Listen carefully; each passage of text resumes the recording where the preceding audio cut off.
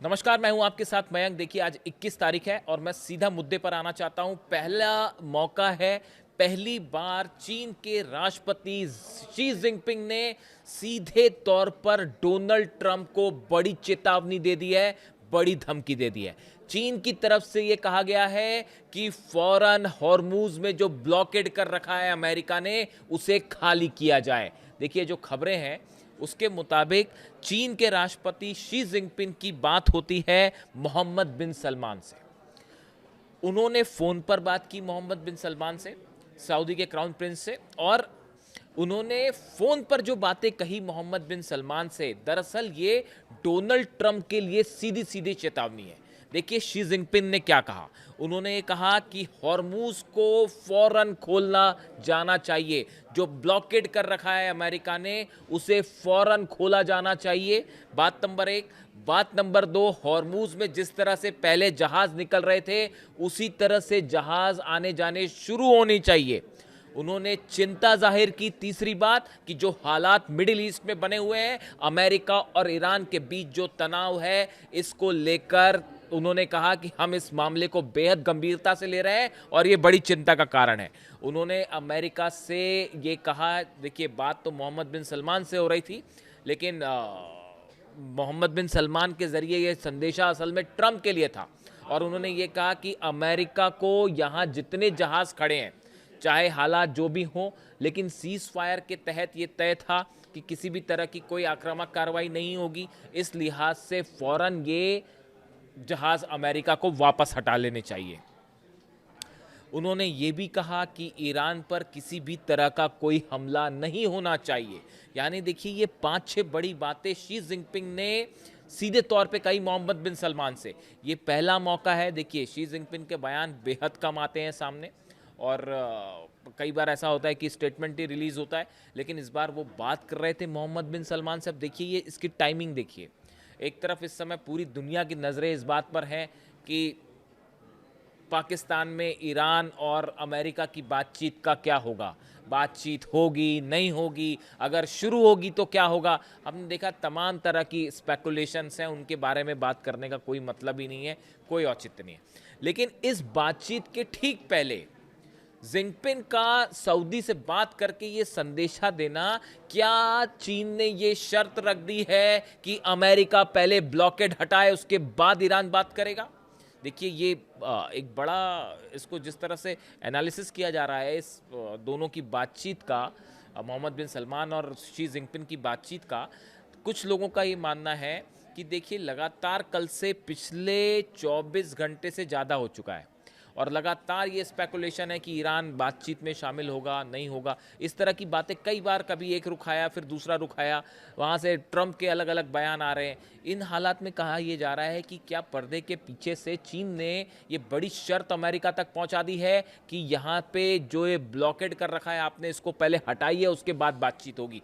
कुछ ऐसा ही रुख चीन का भी, कुछ ऐसा ही रुख जो है वो ईरान का भी है। बहुत सारी चीज़ें आपको जो दिखाई दे रही हैं, उसके पीछे, पर्दे के पीछे बड़े सारे खेल चल रहे हैं। तो ये बात समझनी होगी। यहाँ पे एक बड़ा गठजोड़ दिख रहा है ईरान का और चीन का, और चीन बेहद नाराज़ है इस बात से लेके कि उसके जहाज़ों को आने से रोका जा रहा है।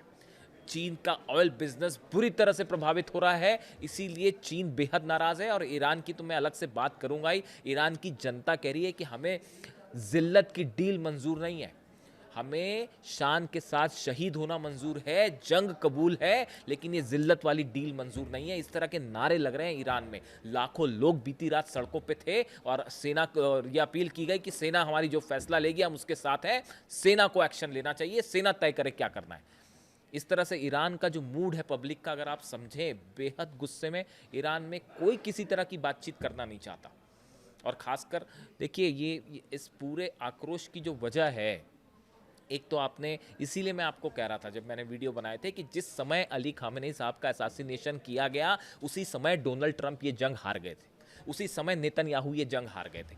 और अब दुनिया भर की आप कोशिश कर लीजिए, आप ईरान के यूरेनियम को किसी भी हालत में हासिल नहीं कर सकते। देखिए, अगर बातचीत होगी भी तो क्या उसमें कोई जादू होने वाला है?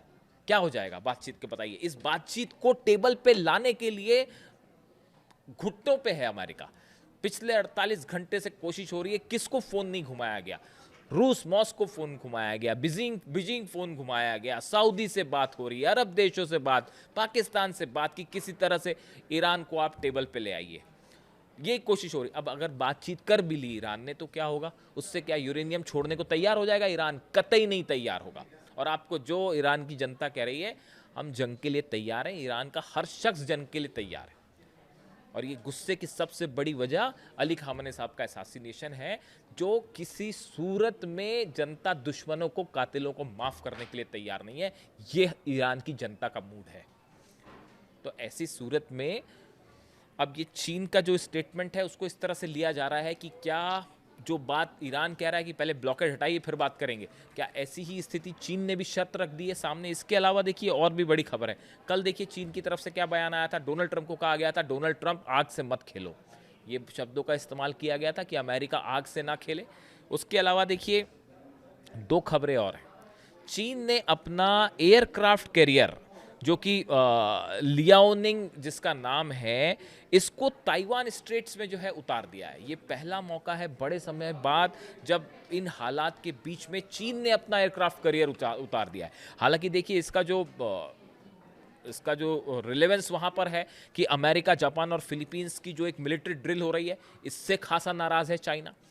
ऑयल से जो नुकसान हो रहा है ईरान के साथ, वो तो बिजनेस में वो गुस्से की एक वजह है ही, लेकिन ये जो मिलिट्री एक्सरसाइज है और साथ में जापान ने जो JS अगाजुची एक जहाज़ है एयरक्राफ्ट करियर, वो भी उसको भी उतारा, चीन के करीब लाया, उससे भी चीन बेहद नाराज़। यानी देखिए ऐसा लगता है कि चीन को ये लगने लगा है कि उसका ऑयल बिजनेस खत्म करने की कोशिश हो रही है, पहले वेनेजुएला में, फिर ईरान में, उसके बाद अब ये military drill America, Japan, Philippines की, जापान का एयरक्राफ्ट करियर आना, ये चीन को घेरने की, यानी ये जंग ऊपरी तौर पे एक ईरान और अमेरिका की जंग तो है ही, लेकिन ये अंदर ही अंदर एक बड़ी जंग छिड़ चुकी है चीन और अमेरिका के बीच वर्चस्व की। और अब शी जिनपिंग का सामने आना और उसकी टाइमिंग देखिए सामने आना, ये डोनाल्ड ट्रंप के लिए माना जा रहा है कि पहली बार चीन ने सीधी धमकी दी है, वो भी राष्ट्रपति के स्तर पर। इस तरह से कहा गया कि फौरन जो है आप अपना ब्लॉकेड हटाइए, इस तरह का संदेश दिया गया।